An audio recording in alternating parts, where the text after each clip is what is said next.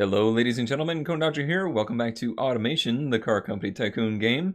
Today we are going to take part in the 1980s Reddit Rally Challenge. What we're looking at here is my Melica Dupra, and this is a car that I built on stream themed after the Mark II/Mark III Supra, and this is what I would consider to be a reasonable road-going example of a car from 1985. If I pop up this info box, you will see we have some rules for this 1980s Reddit challenge. And basically what this is we are making a 1985 homologation special rally car. And we are going to be driving this car in BeamNG on the automation test track for the rally course, basically a rally cross course for a best time. The rules are 1985, and you have to have 100 desirability in something other than a track car in any market. Doesn't matter what market, as long as you have 100 in something other than track. 3-liter max NA, 2-liter max turbo, under 20,000 in material costs, under 36 months in design time, and you can't have a negative markup, basically. You can't be selling the thing at a loss. So this car is basically what we built for a very simple Mark II inspired Celica Supra type of deal. It has a 3-liter, so a little bit punched out inline 6, so we're already at our max there, but it's running a 5MGE inspired dual overhead cam, but only 2 valve per cylinder setup, EFI, and you know, the basics. It's your road ready sports GT car of the 80s. So like I said, this is kind of our normal version, but now we need to go a little bit further with it. I need to push to the edges of this class amongst these rules to really compete in this contest. This car is rear-wheel drive because I was doing something, you know, primarily Supra-based. However, I believe we're going to need to go a little bit fantasy here and consider this to be more of an all-track inspired car. So we are going to go all-wheel drive to try and get a better time. But here we're going to take basically the road-going version out to the track and use our knowledge based on how it performs on track to help us, you know, shape how this thing needs to transform. The hard part is getting all of the rally-inspired stuff you need to pass the market test, because this one barely was doing it. It was actually doing it in convertible sport in Gazmea, but there is other countries that could, you know, help our score. There you go. So this one's barely doing it. If we really take this thing to rally levels, it might change dramatically. Okay, here we are over in BeamNG, and we are going to take this thing out for a spin. Ooh, it is very, very loud. It is unbelievably loud. Hold on just a second. I need to turn that down so I can hear myself think. Yeah, let's bring that right on down. Okay, so this is our rear-wheel drive, very much so Mark II Supra-based car. And this might be your first look of this gravel rally course. It is, like I said, it's quite rally cross inspired. Oh, buddy. And we are going to be using basically the street tires. I will test some of the other tires, but I think this is actually the tire that works the best. Generally, they are very slippery, but you can manage to get it under control. We did eventually find a way to do some laps with this car, even with the rear-wheel driveness the other day, but it's not easy. A big problem is this car is much too stiff. It needs to be able to get through these bumps much better than it is. I'm spending so much time off the throttle because of having to deal with it trying to get airborne. Oh, okay. Don't worry about that. Just a momentary hang-up. Slide there. I was managing to get it to slide a little bit better the other day. Okay, on the power. Touch third gear. Alright, let's try a slide. Nope. I got into the berm. That's actually okay. Just a little bit of grip out there. This is certainly not an ideal situation. I actually had fantasies and ideas of doing some rallycross with the Project Mark II Supra, and yeah, I kind of think this is not terribly dissimilar to what I would experience there, especially since that car is primarily open differential with a very worn out viscous diff. Alright, so that first lap was a 112. That's about what I did the other day, actually. We're aiming for times, and I apologize for the wheel being very loud. We're aiming for times somewhere in the range of a minute. That's where we want to get with this thing. And you could, whoa, buddy. You could definitely see where we're leaving a lot of time on the table. That was a nice slide. And a 110. That's the best we've done with this car. Okay, so a 110. Okay, that's total time. Yeah, 110.5 is our starting point with a car that is definitely not meant for this. It looks like we didn't take any body damage. I expected it to look worse than this. Boy, this ended up being a sharp-looking car. I may change up the fixtures a little bit for the all-out version of it, but not much, because it looks darn good. Oh, look at that. I've got a asymmetrical, or maybe I lost my side skirt. That could have happened. Alright, so now back to automation, and we'll do some tuning. Okay, back here in automation now, and let's see. The first thing I want to do is just change it to all-wheel drive. Let's try that and see what it does with our scores. As expected, a pretty huge hit across the board there. Convertible Sport is still the highest. Let's also look at other markets, because we don't know. Not this one, but Hedvisia looks like it's going to be the winner. And we're at 98.8 there in Convertible Sport, luckily, because this is considered to be a convertible for whatever reason. I'll take it. And because of the fact it's all-wheel drive, that does change our engineering time. The chosen power distribution is effectively two-wheel drive. Oh, okay. So let's go ahead and bring that. I'm thinking something like that. 43.57 would be good. And that brings us back up to 100 in Convertible Sport. That is very encouraging. I think just that change alone is really going to wake this thing up on the course, but there's other things I want to do. And primarily, I think our main objective is to get this thing up off the ground a little bit. I believe the ride height is hurting us in the course. So I'm going to raise the ride height. It's going to hurt our score, and we're going to have to work around that. Also, the dampers are hard for this kind of job. So let's go ahead and soften those up, but I do want it to recover. So I want it to be pretty much back to zero position by the end of that third second. How is it saying engine running rich? Okay, so really it's saying the suspension is good right now. Our scores aren't within the limits, but hopefully we can tune around that. Another thing that I do want to do is widen out the fenders significantly. So that's going to change our look and give us the option to have wider tires. Now we don't want crazy wide tires on it. You know, to some degree you don't want the widest of tires for the rally racing. You want it to be pretty well balanced there.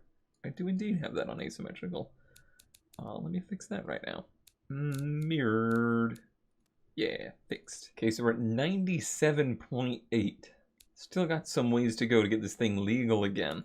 Now I do have engineering time and money to spend as well. And the engine probably needs a little look. And let's actually take a look at it so you can see what it is like. And you'll see that it is, again, very super inspired. 3-liter inline 6. Currently it's still on 2-valve. I may try the 4-valve setup. That may actually not gain us a bunch. But I do think there is some speed we can get out of it. I just don't know that the markets are going to come around if we really make this thing super racy. Now, one thing that's nice is the price of it doesn't matter a lot other than the limitations of engineering cost and material cost. So all we need to do is get this score good. We don't need to really care about the second score. So I could do per cylinder injection and gain a little power and actually probably a little prestige to give us a better convertible sport score. But I do need to keep in mind that we're going to get close on engineering time. One thing I need to actually look at. Let's see, our total engineering time is 24.6. But I think this is whichever is greater. So you can do 36 maximum on either one of these, on either side of this. So our engine actually has a lot of engineering time left in it. Because this engine is only... Oh, our engine's actually now over 36.8. So I need to take off that per cylinder injection.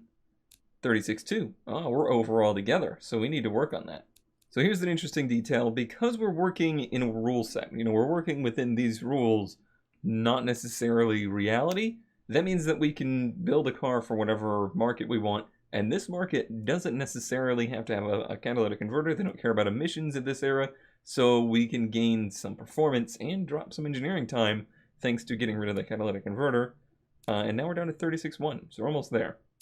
I feel pretty confident that the turbo options are going to be the more competitive option here. However, I really feel like the NA power curve and predictability of it will make a better driving car in BeamNG for me, even if it's a little bit slower. And I really want to stick to this particular theme, so I'm going to stay with this 3-liter inline 6. There is some other things we could do. We do have it under 36 now, it's 35.8. However, I just don't think we're going to have the cost in engineering time to spend. One thing I'd really like to do is go to aluminum block. Oh, that would actually drop us because it's... okay, so I can actually go to the aluminum block and save. That is very good. That's going to lose us weight in the nose. It's going to make the car more competitive. We actually went up in our appeal, like, the 100 appeal score, so we're very close there. Lost power, and we lost a bunch of engineering time. So this is fantastic news. It almost makes me wonder if we could go back to per cylinder. Oh, it does. Oh, this gets very interesting now. Okay. Okay, after quite a bit of fiddling around and using my budget, my hourly budget, I've come up with something that is making 302 horsepower and 240 foot-pounds of torque, and 240 is an awfully nice number. Well, it made it 240 at some point, didn't it? Yeah, somewhere in there it squeaks over the 240 point. So basically what I did was spent the quality where we needed it and took quality away from where we didn't, because the reliability wasn't really affecting us too much. So now we've gone over in convertible sport and super, and that means we can spend these appeal rating points somewhere else in the chassis to try and be a better rally car. So let me make sure this engine is still legal in the car. 24/7, 17,000, and we're under 36 in the engine. So yeah, we're good. Now a little bit more refinement in the chassis here. Okay, so what this has let me do is I've been able to raise the car pretty significantly now, and that should help us with the bumps. I've also been able to be a little bit kinder with the dampening. I think it might actually be a little too hard in the rear dampening.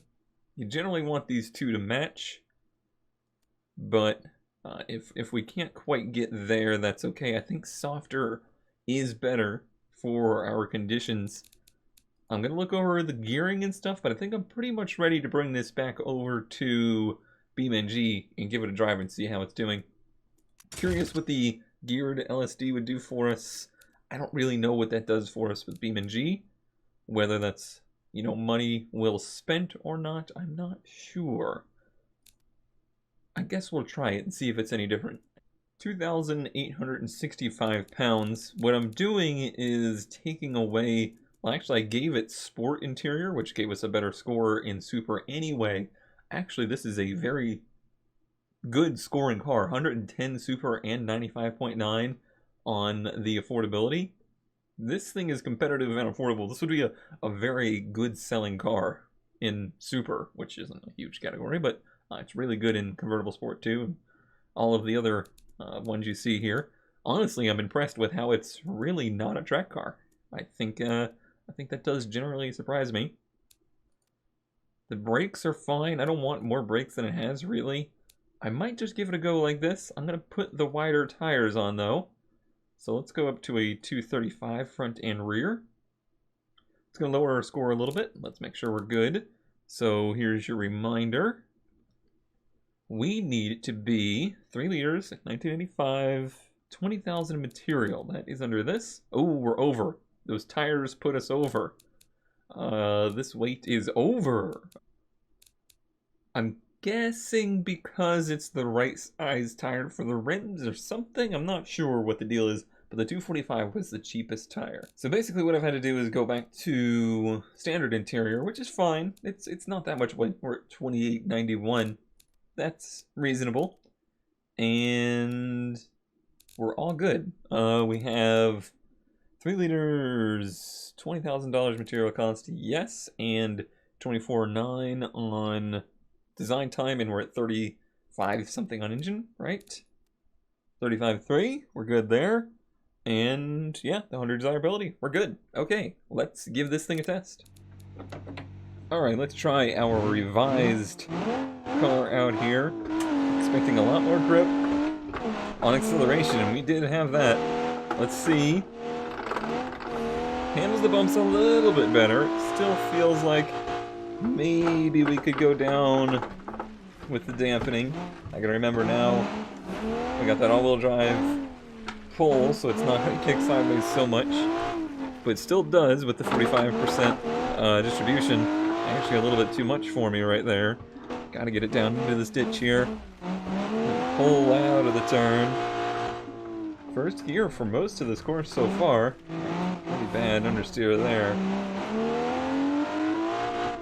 Feels like maybe the front is soft enough, but the back is maybe still a little too stiff. It also feels like maybe we could shorten the gears up a touch so we could use first and second. Oh, understeer there into the berm.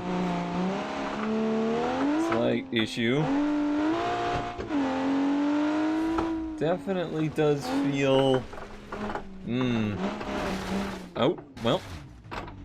We done binned it. Huh. Alright, still not really taking the bumps as good as I would hope. In fact, it almost feels in some ways to be a little worse. Oof. As now it's just getting more air and rebounding even harder, even with the softer suspension. So the travel has gotten better, but it still feels maybe a touch over dampened. Or maybe even under dampened because it is rebounding so bad. I don't know. Maybe it's just oversprung and under dampened. I'm gonna have to do some more tuning and testing with that. I'm getting a better feel for how to use the handbrake with it. I think a little bit more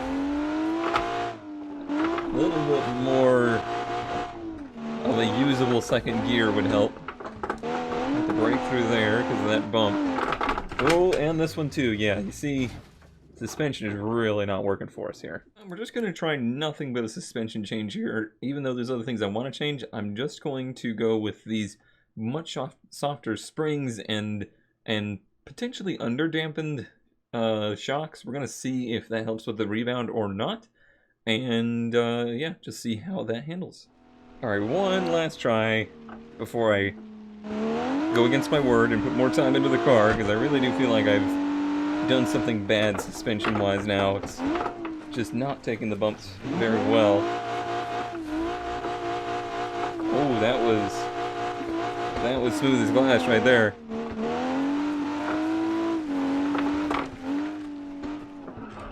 Too much ditch. Too much ditch.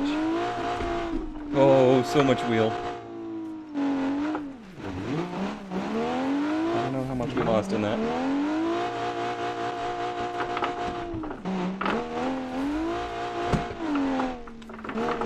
Turn, please. Okay. Oh, it's handling the bumps real bad.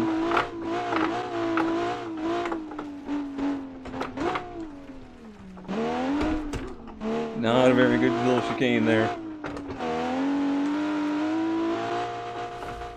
I feel like once again I've bent something in the car. That was one of our best clips though. A 1021. Okay. One last set of tweaking. Just one last. Okay, so here it is, the final version of the Celica Supra All-Track, as I have now named it. It is a Celica Supra inspired homologation rally car created for this challenge, and we're about to take it to the track and see how it does for our final run. What I've decided on is this stuff. As I scroll through, if you really wanted to look at the nitty-gritties of it, you could nitpick it here.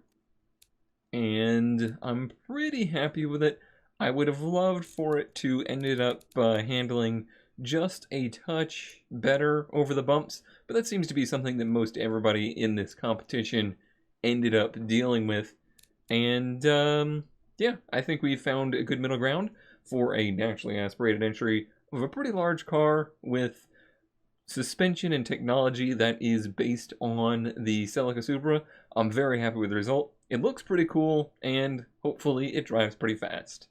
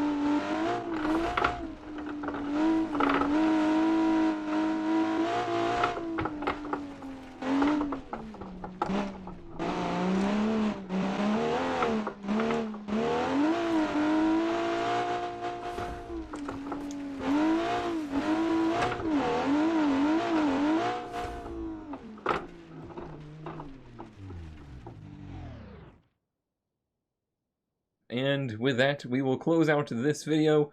Thank you for watching, and I will see you next time.